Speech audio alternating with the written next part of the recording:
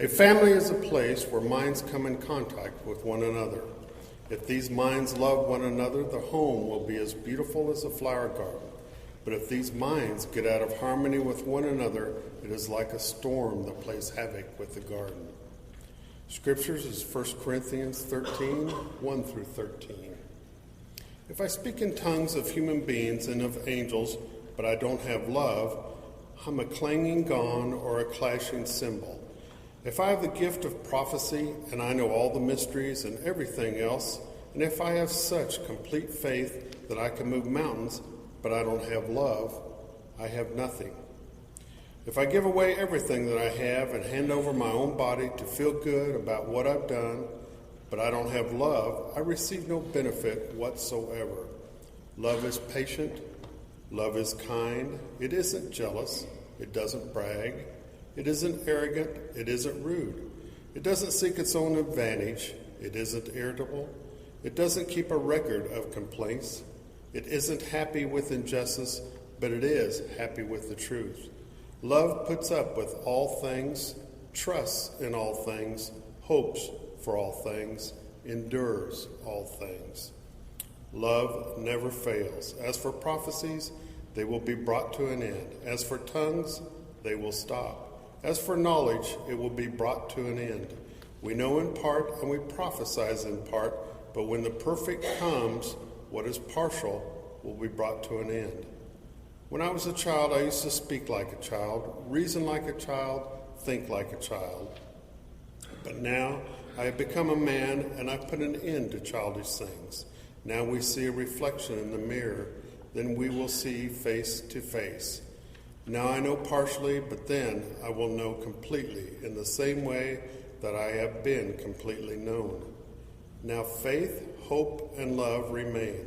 These three things, and the greatest of these is love.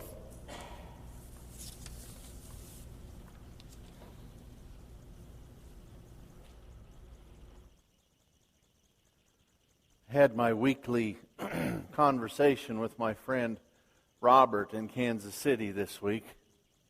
Somebody asked me the other day after I had shared one of his quippy remarks, they want to know if we would ever get the chance to meet Robert or hear him preach. And reminded me of a story that he told that we were visiting, he and Chris, one weekend in Kansas City, and Chris had gone to a meeting at the church early on Saturday morning. She came back and she had told the group she was meeting with that Kent and Trudy were in town. And they said, "Oh, is Kent going to be here Sunday?" And she said, "No, they have to." I can't remember now where we were going, but we were going on. And one of the gals said, "Well, it'd be really nice to have Kent come and preach sometime." And one of the other gals in the group said, "Oh, I don't know, that would ruin the mystique of Kent." So I told whoever it was that asked me the other day, I said, that would just ruin the mystique of Robert. You know, he had called the other day and asked what I was preaching on. And I told him I was going to preach on marriage. I said the title of my sermon was Marriage is About Love, Not Gender. And Robert and I we're really probably more like brothers than we are just good friends, because you never let an opportunity go by for a good jab. And Robert said, "Oh, I disagree." And I said, "Oh, really? Why is that?" And he said, Oh, gender is very important in my marriage." And yes, that's true on a personal level, but I want to take it maybe in a little different direction today. More generally and more theologically, perhaps.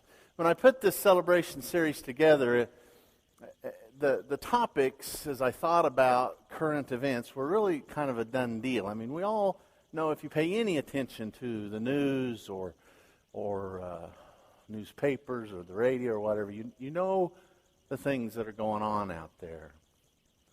I watched and witnessed current events. So there was really no question as to what I wanted to speak to as the loyal opposition. The characterization of that came from a comment of a colleague who was speaking with a friend of mine who said, "Being the loyal opposition can be soul-sucking work." And that's true. And it is nonetheless necessary. And I pondered that idea for some time, and especially this week, in preparation for today, thinking about the reflections I might share this morning. I personally have spoken on this topic at least 3 times now from the pulpit, if you will, over the last 2 years since my coming here among you. And in some respect, I confess that as I considered the topic again today, it felt a little bit like, here I am, a straight guy, talking about being gay, as if I have enough understanding of the depths of struggle and pain and fear and experience to be a helpful voice.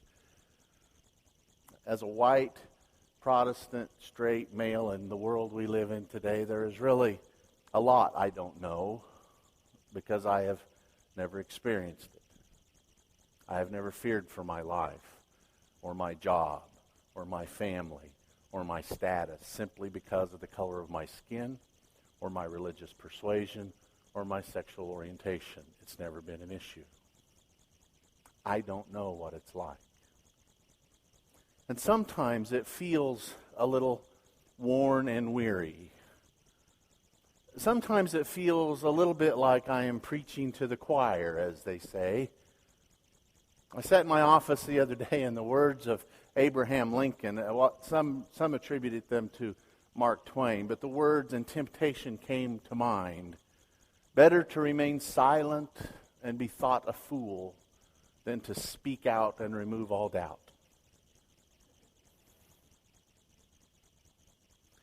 At the same time, I do know what it's like to be bullied. I do know what it's like to be considered slow. I do know what it's like to be on the receiving end of laughter and being made fun of ridicule and exclusion simply because I was maybe the new kid in town or the preacher's kid or whatever the reason was. And so I find myself refusing to be silent as I considered this morning's message. I thought about all of the repeal language going around in our country today. And no, I'm not going to address the Affordable Care Act, at least not today. Maybe sometime in the near future. But I keyed on that repeal language. And I thought, in the context of today's theme, there are a few things I would like to have repealed. When the vote on same-gender marriage, the same-gender marriage ban was brought to Kansas and getting ready to take place, I sent a letter to my state representative and asked him to please vote no. He called me on the phone, and we had Dennis McKinney. Many of you may at least know the name. Dennis is a great guy and moderate and willing to talk about issues. And he called me on the phone, and we talked for quite a while. And I finally asked him the question. He kept saying we need to protect marriage. And I asked him, I said, protect it from what? Which I'm sure he gave me an answer, but it wasn't satisfactory to me, so I don't really remember exactly what he said. But it was just frustrating. And I say, that's something we need to repeal. On the national level, the Defense of Marriage Act and DOMA. Again, I ask the question, protect it from what? I say, repeal it. In our own church, a marriage of, I believe, theology where we say everyone is a child of God and has access to that grace, except if you're homosexual, is a marriage of theology and politics. I say at the next General Conference, we write our letters again and we repeal it. While we're at it, let's repeal what seems to be the new politic of our country and our churches. One of less regulation of me and more government regulation of you. As we spoke of last week, I believe we are wandering dangerously near a theocracy. A thing we know we don't want. I believe even those who think they want it don't want it. An interesting article in last Sunday's Eagle about the right turn of politics in Kansas to a more extreme right-wing stance. And the idea of less government regulation on business and tax and personal business and more government regulation on social programs and social justice.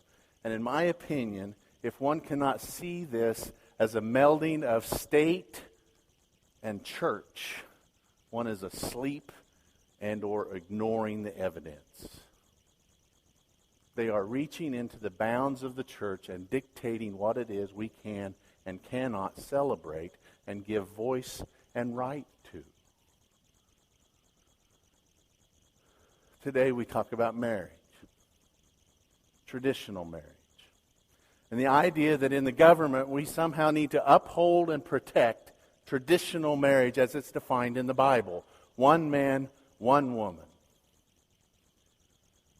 Or, as defined in the Bible, one man and his brother's widow, or one man, wives, and his concubines, or a rapist and his victim, or a man, a woman, and the woman's property, or a male soldier and his prisoner of war, or a man and a woman and a woman and a woman and a woman, or a male slave and a female slave. I'm curious exactly which one of these biblical models are we supposed to use? And I confess, I am often silent, especially in those times when I'm confronted by those of the opposing view from myself, silenced by my own outrage and anger when someone asks me, well, Kent, if you're okay with same-gender relations, what about rape or incest or bestiality? Are you okay with those sins too? And I'm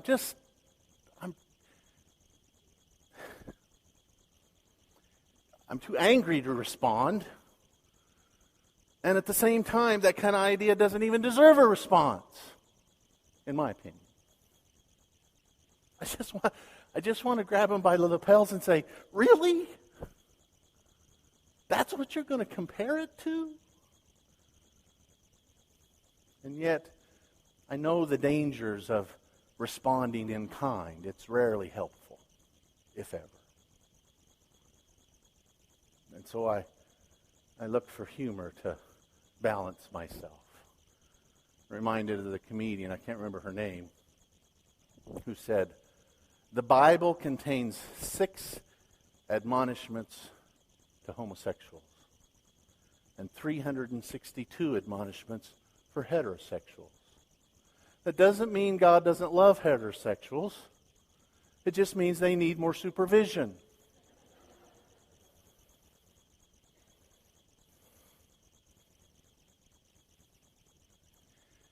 And yet in the midst of all this, I find reason and evidence for hope. Statistics are showing of movement toward acceptance. A movement away from those who oppose same-gender marriage. And a movement of increase for those who favor it. Right now it's about 50-50. Much different than it was even just 5-10 years ago. There is reason to hope. When I hear of our own president speaking out in support, or other leaders in the business world finally speaking up, there is hope. Hope that one day soon it won't be about gender, but rather relationship. Right, equal, consenting, mutual, loving relationship.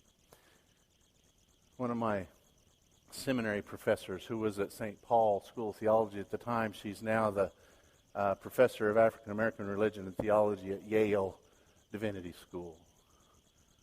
writes about gay marriage and religion and what it means to her. And toward the end of her writing, as she reflects on her own wedding day for her and her partner, she says she hopes one day we will stop talking about gay marriage. And it will simply be marriage, as it should be. You know, I don't know what it's like to walk in the shoes of my gay and lesbian and bi and trans friends and family.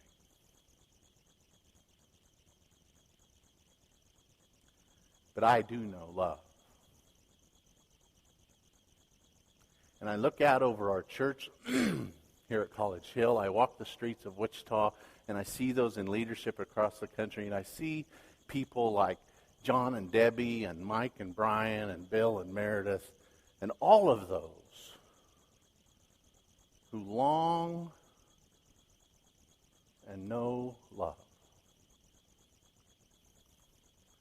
And there is love, and there is joy, and there is peace, and there is patience, and there is kindness, and goodness, and faithfulness, and gentleness, and self-control. I see relationships that are committed, mutual, equal, not arrogant, not envious, not rude. And for the church in general, we should know what love looks like, if we are not blinded by politic and bigotry and hate. We should be able to live out our faith and our hope and our love as it should be. And one day we will, I believe. Because I refuse to believe that we are the minority. I believe that with every ounce of who I am. And there's a lot of ounces here. And maybe I am preaching to the choir, as it said. And if I am, it's because I want us to sing, all of us. To sing of what relationship with one another is supposed to be. To sing of the love of the Spirit that binds us each to the other. I want us to sing the song of Bishop Desmond Tutu, who says, "We are not interested in picking up the crumbs of compassion thrown from the table of someone who considers himself our master or our superior. We want the full menu of rights. Justice for all." I want us to sing the song of Elie Wiesel, who sings, "I swore never to be silent whenever human beings endure suffering and humiliation. We must always take sides. Neutrality helps the oppressor and never the victim. Silence encourages the tormentor, never the tormented." I want us to sing, not just in this building, but on the street corner and in our places of work, until our voices are raspy and a whisper, and then sing some more. And sing with Micah of justice and kindness and humility. Sing the song of Jesus, of loving God and neighbor. Sing the song of Paul when he writes that love is the greatest. Love will bear all things, believe all things, hope all things, and endure all things. And we will win the day. We will win it with love until it is celebrated among all of us, right, true, and just, because love never fails, and love will win. Now, let us rise and let us sing.